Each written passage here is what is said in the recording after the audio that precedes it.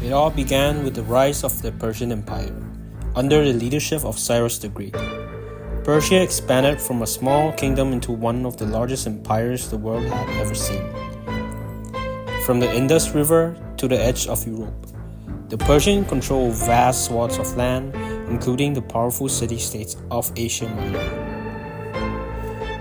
The Persian king Darius sought to expand his empire further, looking westward toward Greece. But the path to war would not be simple. In the region of Ionia, Greek city-states under Persian rule were beginning to chaffe under Persian control. In 499 BCE, the Ionian revolt broke out. Led by the city of Miletus, the Ionian Greeks sought to free themselves from Persian domination. Though the revolt failed, it sowed the seeds of conflict. The Greeks had shown they could defy the Persian Empire, and this would not go unnoticed. Darius, furious at the Greek interference, turned his focus on the mainland Greeks. In 490 BCE, he launched the first major invasion of Greece. The target was Athens, a prosperous city-state that had supported the Ionian revolt. The Persian army, vast and powerful, landed at the plain of Marathon, just 26 miles from Athens. The Athenian general Miltiades knew the odds were stacked against him, but he believed that the Persian force, though numerous, lacked the discipline of the Greeks. The Battle of Marathon was a stunning victory for the Greeks. Despite being heavily outnumbered, the Athenians' hoplites, heavily armored foot soldiers, charged with unmatched discipline, breaking the Persian lines. The Persians were forced to retreat, marking the first major defeat for the Persian Empire. Darius was furious at the defeat, but his death in 486 BCE brought his son Xerxes to the throne. Determined to finish what his father had started, Xerxes gathered an even larger army, said to be numbering in the hundreds of thousands, and vowed to punish Greece. Xerxes' invasion began in 480 BCE, and this time the Greeks knew they had to unite to face annihilation.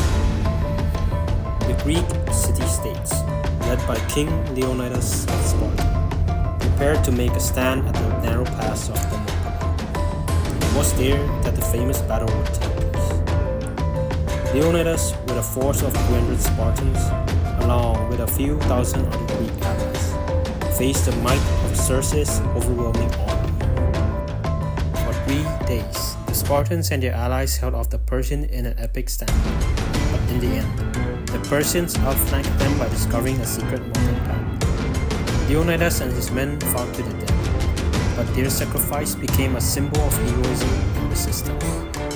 While Leonidas and his men made their last stand, the Greek navy, led by Themistocles, was preparing for decisive confrontation.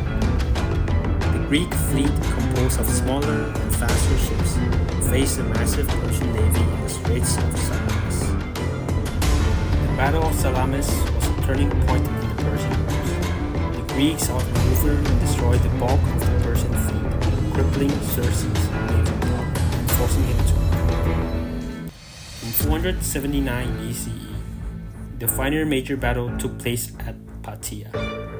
A united Greek army, now bolstered by the strength of Sparta and Athens, confronted the remnants of Xerxes' force. The Persians, demoralized after their defeats at Salamis, were no match for the Greek resolve. The Persian army was crushed, and with it, the dream of Persians' domination over Greece was shattered. The Greeks had won the war, and their victory marked the beginning of a new era for the Western world. The Persian Wars were not just a battle between two empires. They were a defining moment in the history of civilization.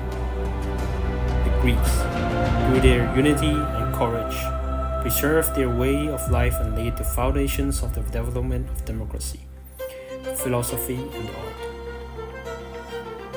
While the Persians would continue to thrive for some time, the Greeks' victory in the Persian War ensured that their ideas would shape the future of the Western world.